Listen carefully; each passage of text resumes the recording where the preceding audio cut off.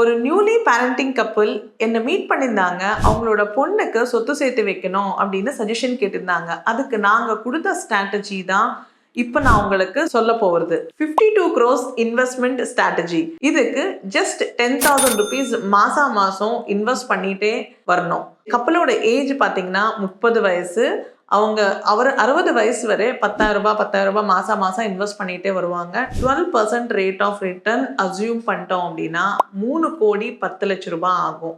அந்த 3,10,00,000 ரூபாய் எடுக்காம அதை அப்படியே விட்டுடணும். நம்ம அதை வித்ட்ரா பண்ணக்கூடாது, அதை டச்சும் பண்ணக்கூடாது, ஈவன் நம்ம அதில் இன்வெஸ்ட்டும் பண்ணக்கூடாது.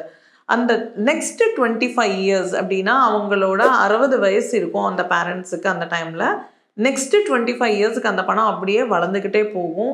குழந்தையோட 55 வயசில் அது 52 கோடியாக மாறி அந்த குழந்தைக்கும் நெக்ஸ்ட்டு பேர குழந்தைங்களுக்கும் அந்த அமௌண்ட் லெகசியாக க்ரியேட் ஆகும். இந்த மாதிரி ஸ்மார்ட்டான இன்வெஸ்ட்மெண்ட் ஸ்ட்ராட்டஜிக்கு ஃபாலோ ஃபினான்ஷியல் ஃபெதர்ஸ்.